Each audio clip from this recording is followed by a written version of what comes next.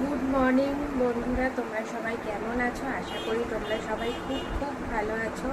আমিও খুব ভালো আছি। দুদিন ধরে শরীরটা ঠিক ভালো যাচ্ছিল না, তবে আজকে থেকে মনে হচ্ছে একটু ঠিকঠাক আছে। তবে আমার ভিডিওটা তোমরা ফলো করতে থাকো। যদি ভিডিওটা ভালো লেগে থাকে প্লিজ প্লিজ অবশ্যই একটা লাইক আর কমেন্ট আর সাবস্ক্রাইব করে যাও। গাছে আজকে প্রচুর ফুল ফুটেছে, কিন্তু ফুলগুলো রোদ্রের জন্য লাল হয়ে গেছে। তো দেখলাম যে বারান্দায় থাকলে প্রচুর রোদ পড়ছে, তাহলে ঘরের জানলাতেই নিয়ে আসি, তাহলে গাছটা একটু ঠিক থাকবে। অনেক ফুল হয়েছে। এরপর আমি কি করব, ঠাকুরের পুজো দিয়ে দেবো। সকাল সকাল পুজো দিয়ে দিলে অনেকটাই সুবিধা হয়। এরপর আমি চা করে নিলাম আমার জন্য। তারপর তো অনেক কাজ। প্রত্যেক দিন রুটির সাথে যে কি সবজি বানাবো এটাই আমার মাথাতে আসে না। তা আজকে রুটিও বানিয়ে নিলাম, আর একদিকে আলু পটল ক্যাপসিকাম দিয়ে সমস্ত রকম তরকারি করে নিলাম। রান্নাঘরে একটার পর একটা রুটি করতে যা কষ্ট হয়, শুধু যারা করে তারাই বোঝে। একদিকে তরকারি হচ্ছে আর আরেকদিকে একটা একটা করে রুটি আমি বেলে নিলাম। রুটি হয়ে যাওয়ার পর আমি আর মেয়ে মিলে বসে পড়লাম টিফিন খেতে। এই টিফিন খাওয়ার সময় যত সারাদিনের কথাবার্তা আমরা করে নিই। ওর কি টিউশন আছে, পড়া আছে, কতটা পড়া এগোলো, কতটা পড়া পিছলো, সমস্ত কিছুই করে নিই। এরপর বরের সাথে চলে এলাম বাজারে, যেন সাপ্তাহিক বাজারটা আমাদের আজকেই করে নিতে হয়। আর ও তো একা বোঝে না, সাথে গেলে কোনটা কি দরকার বা কোনটা কি লাগবে আমি গুছিয়ে করে নিতে পারি। একসাথে গেলে আর আমি বেশিরভাগই যাই গাছ কেনার লোকে, কিন্তু আজকে গাছটা বসে, তাই জন্য ভালো একবারে বাজারটাই ভালোভাবে করে নিয়ে চলে আসি।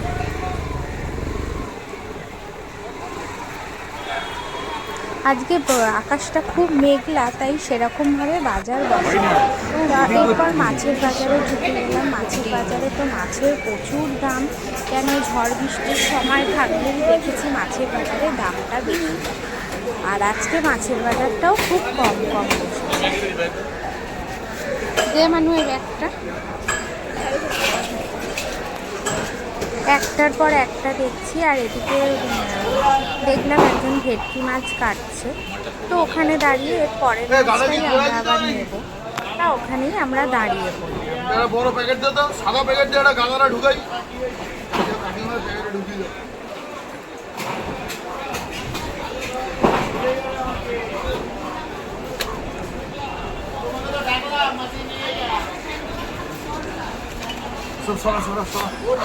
এখানে আছে 1 2। ভেটকি মাছ দিয়ে আলু ফুলকপি দিয়ে ঝোল খুব ভালোই লাগে, কিন্তু এক এক সময় ফিলে করে কেটে আনলে তার ফিশ ফ্রাই বা চিলি ফিশও খুব ভালো লাগে। ইচ্ছা আছে, দেখি যদি একটুখানি ফিলে বা চিলি ফিশের মতো কাটিয়ে আনতে পারি, তাহলে ঘরেই একটুখানি করে নেওয়া যাবে। বাইরের খাবার তো রোজ রোজ খাওয়া যায় না, সন্ধ্যেবেলা হলেই রোজ কিছু খেতে চায়।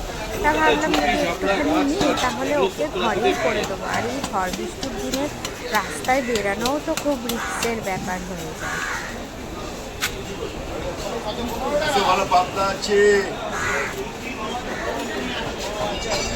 আর জানো তো, ভেটকি মাছের কাঁটা দিয়ে তরকারি খেতে খুব সুন্দর লাগে। ভেটকি মাছের কাঁটা দিয়ে মুড়ো দিয়ে তার তেল দিয়ে আলু পেঁয়াজ রসুন দিয়ে মাংসের মতো রান্না করলে এত সুন্দর টেস্ট হয়। তোমাদের আরেকদিন আমি এই রেসিপিটা করে দেখাবো। আর দেখতেও যেমন সুন্দর হয়।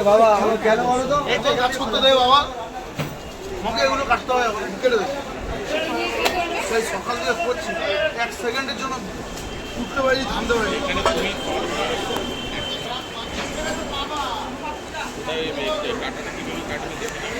এইরকমভাবে কাটা আমরা হয়তো বাড়িতে করতে পারবো না, যারা কাটে তারাই সেইভাবে কাটতে পারবে। কি সুন্দর করে একটার পর একটা কাঁটা, একটার পর একটা সব ইয়েগুলো ছাড়িয়ে নিই। ওদের কাটার ধরনটাই আলাদা। আছে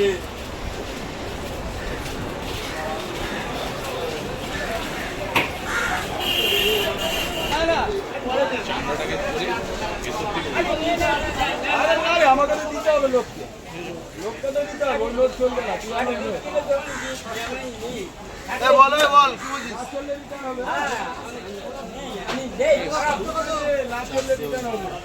সব মাছের হয় না, কাতলা মাছের হয় না, চামড়া ছাড়াই সবাই পারে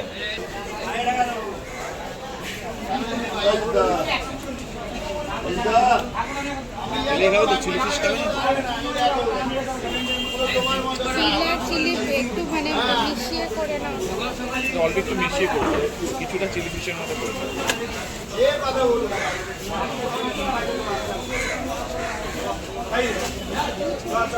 দারুণ চিলি ফিশ তৈরি হয় পাগলা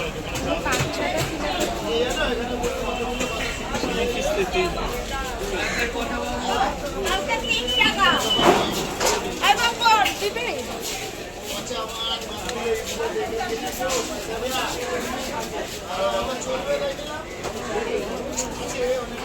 যাও তো ব্যাংক বুঝিস নি? হ্যাঁ ঠিক আছে।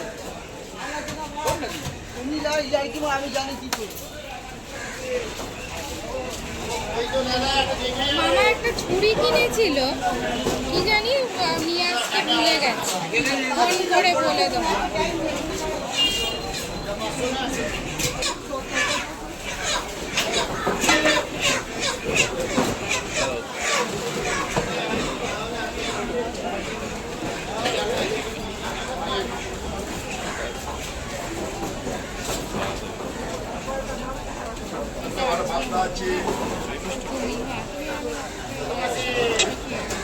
আমাদের মাছ কাটা এতক্ষণে প্রায় হয়েই গেছে, এরপর চলে এলাম বাড়ির দিকে রওনা দিতে, কেন অনেক বেলা হয়ে গেছে। বাড়িতে গিয়ে রান্না বান্না করে কখন যে আজকে খাওয়া দাওয়া হবে তার ঠিক নেই।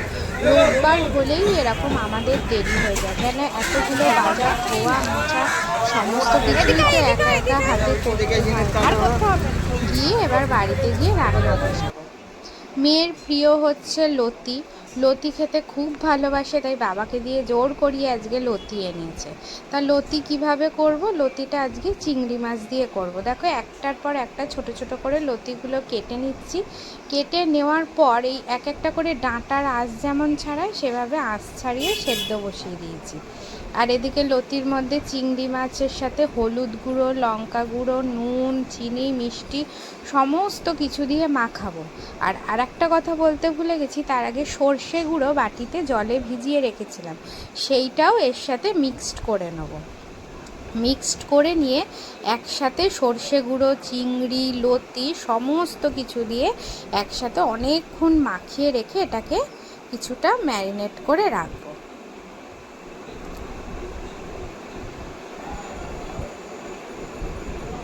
হ্যাঁ, আর একটু কাঁচা সর্ষের তেলও ওতে অ্যাড করে দেবো, তাহলে গন্ধটা খুব ভালো আসে।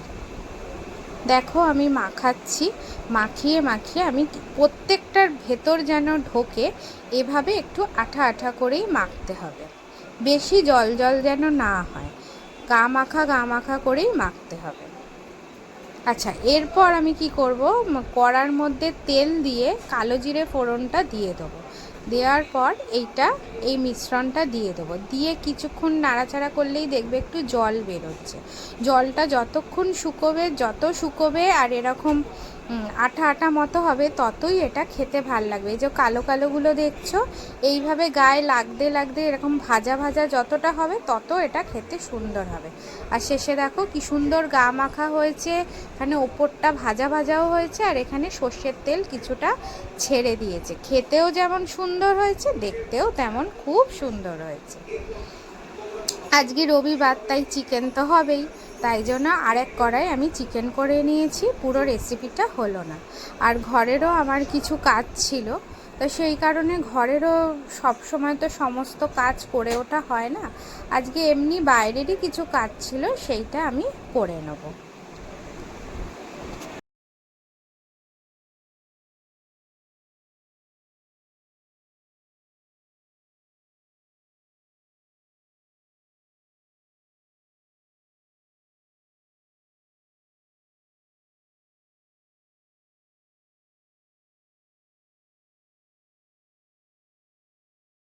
যেহেতু বলেছি আমাদের সাপ্তাহিক বাজার, আজকে আমরা আমাদের যে আগে যেই বাড়িতে থাকতাম সেই বাড়ির পুরনো পাড়াতে আমরা চলে এসেছি একটা মলে। এখানে আমাদের কার্ড করা আছে, তাই কার্ডে কিছু গিফট জমা রয়েছে, তাই সেই কার্ড থেকেই আমরা এখানের কিছু জিনিস আমরা কিনে নেবো, যা নিজেদের প্রয়োজনীয় জিনিসপত্র আছে সেটা। আর এখানে সমস্ত কিছু পাওয়া যায়। এটা হলো একটা মল, অ্যাকচুয়ালি স্পেন্সার এটা।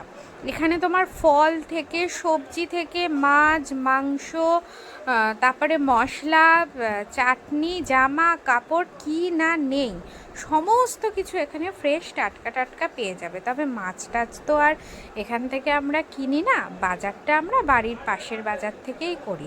আর এখানে যদি কখনো কখনো অফারে কিছু পাই, সেটা দোকানের তুলনায় ধরো অফার পেলাম তখন নিয়ে নিই। চাল, ডাল, আটা, তারপরে বিভিন্ন কসমেটিক্স জিনিস, জামা কাপড়, সমস্ত কিছু পাওয়া যায়। হাতের কাছে থাকলে সবই সুবিধা হয়, তাই এখান থেকেও কিছু নিয়ে নিলাম। এবার বাড়ি চলে এসেছি, অনেক রাত হয়ে গেছে, খাওয়া দাওয়া করব। আজকের মতো এখানেই ভিডিওটা শেষ করলাম। তোমরা ভালো থেকো, টাটা।